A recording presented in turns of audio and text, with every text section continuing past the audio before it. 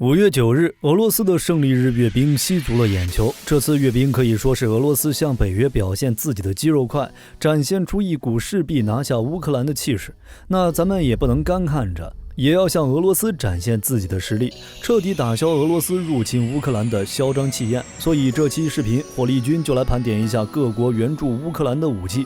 据不完全统计，向乌克兰提供或明确承诺提供军援的国家计有35个：澳大利亚、比利时、加拿大、克罗地亚、捷克、丹麦、芬兰、法国、德国、意大利、日本、拉脱维亚、挪威、波兰、瑞典、土耳其、英国、美国等等。其中最大宗也最关键的就是美英两国的军援。在2月24日战争爆发1日，美国就向乌克兰提供了3.5亿美元的武器支持，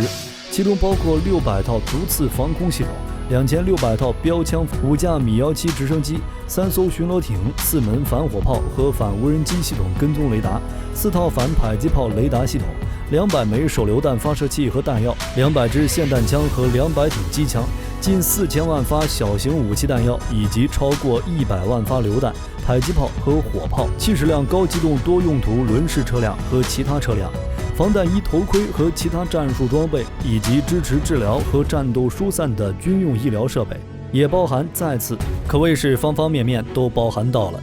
其中，毒刺防空导弹成为了俄罗斯空天军的一个噩梦。毒刺总重量15.2公斤，全长1.52米，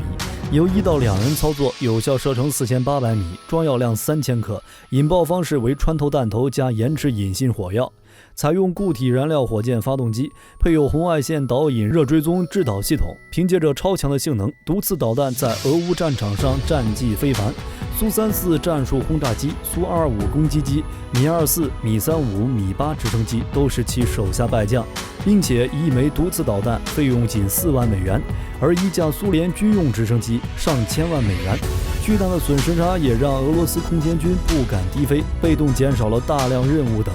可谓是俄乌战争中的决胜因素。如果说毒刺是对付俄罗斯空天军的利器，那么标枪就是俄军坦克的杀手。标枪可以打击2500米之内的装甲目标，拥有发射后不管的能力，其发射后可以利用导弹本体的制导组件自行搜索坦克或是其他重点目标，并对其发起攻击。其最特殊的还是攻顶式打击方式。世界第3代主战坦克的炮塔正面扛破甲弹的等效一般在800毫米以上，而标枪反坦克导弹的破甲深度只有750毫米，既然无法击穿，那就避开。炮塔顶部的装甲往往在50毫米以下，标枪反坦克导弹的打击方式便是从上往下轻松击毁俄军的坦克，其中就包含了 T90 主战坦克，将俄军吹嘘的武器装备拉下神坛。而且澳大利亚与德国在支援乌克兰这方面也是不留余力。2月25日，同样是俄乌冲突爆发1日，澳大利亚援助价值2500万美元的非致命军事装备。德国 KMW 公司提供50门猎豹装甲自行高射炮。没在25日支援乌克兰的国家，在之后的时间也纷纷伸出援手。2月26日，捷克提供30 VZ 型手枪82支，150 VZ 突击步枪58支，5000 VZ 自动步枪2085支，3200 VZ 机枪59挺，猎鹰狙击步枪19支，德拉古诺夫狙击步枪12支，以及 7.62 毫米弹药350万发。法国提供价值1亿欧元的防御性武器和燃料。德国提供1000枚铁拳3反坦克武器，500枚毒刺便携式防空导弹系统。2月27日，捷克支援了前卫2便携式防空导弹发射器和160枚导弹。丹麦支援2700枚 M72 RAW 轻型反坦克武器，300枚毒刺便携式防空导弹系统，以及25架用于侦察和信息收集天空守望者无人机。2月28日，德国援助价值5000万美元的致命军事装备，包括火箭和弹药、斯泰尔突击步枪；比利时援助5000支 FNC 5.56毫米突击步枪，200支 M72 RAW 轻型反坦克武器、个人夜视系统、士兵个人防护装备。克罗地亚提供价值1650万欧元的致命军事装备，包括步兵武器和防护装备。瑞典提供5000件 AT4 轻型反坦克武器，5000件 M90 头盔，5000件122型防弹背心。法国支援了几十套米兰反坦克导弹武器系统。希腊支援了2万支 AK-47型突击步枪，815具 RPG-18 反坦克火箭发射器，122枚 RM70 多管火箭发射器导弹，以及数量不详的弹药。卢森堡提供100件 NLAW 反坦克导弹武器、悍马军车和15个军用帐篷。斯洛伐克提供486枚防空导弹、反坦克火箭和100枚防空发射器。而这还只是战争初期，在3月份，各国更是加大了对乌克兰的支援力度。8月16日，美国再次向乌克兰支援800套毒刺防空系统、2000套标枪反装甲系统、6000套 AT4 反坦克武器、1000套轻型反装甲武器、100套战术无人机系统，而且依旧觉得还不够。在3月17日，又提供了800枚毒刺防空导弹、2000枚标枪反坦克导弹、1000枚 M141 反碉堡打击武器、6000枚萨博 AT4 反装甲武器。英国在3月份则是提供4000件 NLAW 便携式反坦克导弹武器、标枪反坦克导弹系统以及星光多用途激光制导便携式防空导弹系统。其中，星光导弹和毒刺导弹一同承担了打击俄军空天军的重任。3枚钨合金材质的飞镖子弹头简直是防不胜防。土耳其支援了 TB2 无人机，在击沉莫斯科号中 ，TB2 就立下了汗马功劳。正是 TB2 分散了俄罗斯巡洋舰莫斯科号的防御，才使得海王星导弹能从另一侧击中莫斯科号的防御。挪威提供了4000枚 M72LAW 反坦克火箭。意大利提供数量不详的迫击炮、毒刺便携式防空导弹系统、M2 勃朗宁重机枪、轻机枪、米兰2反坦克导弹和军事装备。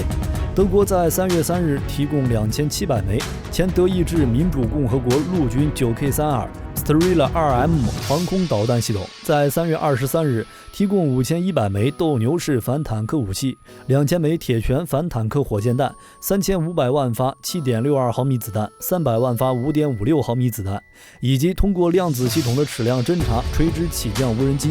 加拿大在3月3日支援了4500枚 M72LAW 轻型反坦克武器以及7500枚手榴弹。在3月9日，提供了5000万美元的军事援助包，用于专门设备，包括加拿大制造的监视无人机摄像头。澳大利亚则是提供了2500万美元，用于防御性军事援助，包括雷达系统以及食品和医疗用品。